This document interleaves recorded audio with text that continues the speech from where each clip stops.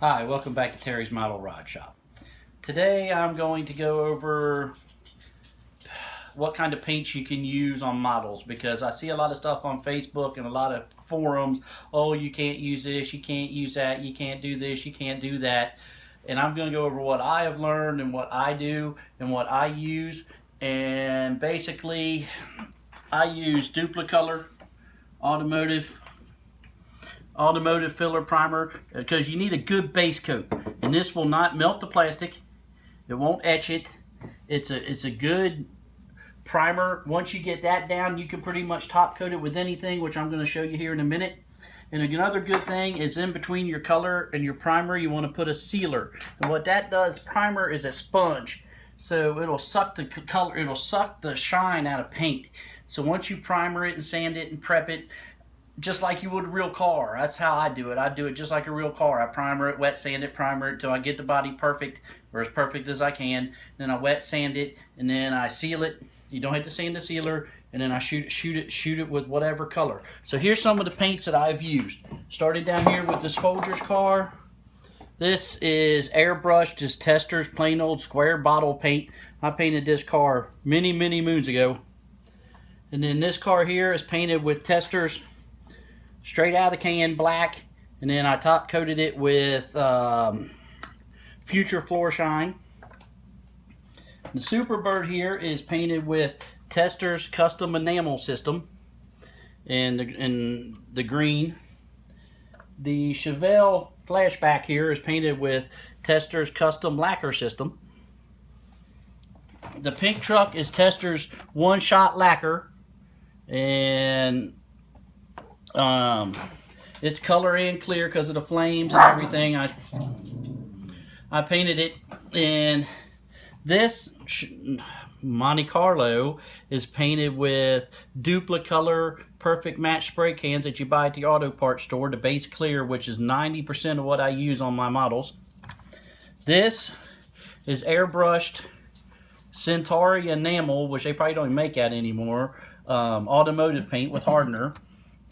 This hearse is painted, well, the roof is painted with Rust-Oleum texture paint, but the body is painted with Chroma base coat, clear coat. And the good thing about that, which you can't really see it in this hearse, but the good thing about it is the interior is airbrushed with the same paint, but it isn't cleared, so it gives it a nice satin look. If you could see it up close, you would get the idea.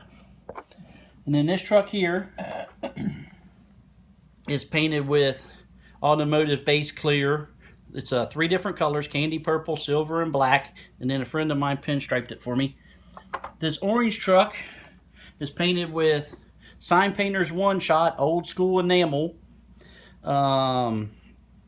It's just thinned with enamel reducer and sprayed on there. And then these next 3 are kind of strange oddball paints. The orange car was painted with gold on the bottom, or copper on the bottom and gold on the top, dupli-color lacquer. And then I clear coated it with a product called Tinted that I got at the craft store, which was called just orange, and this is what it came out as. Now the purple truck here it was base coated in silver, and then it was painted with t-shirt paint, and then clear coated with 4-to-1 clear automotive clear.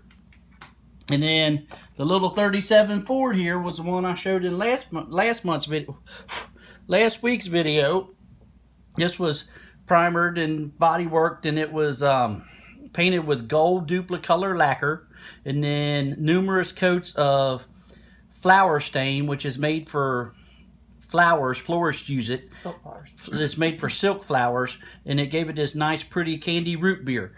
So what I'm trying to say in all this is that if you put a good base down, you can pretty much put anything you want over top of these model cars. I have never had a problem. I'm not saying I won't, but I've never had a problem. You don't have to stick with your regular model paints like Tamiya or Testors. You can pretty much use anything you want. It just takes a good base coat. And this is what I use.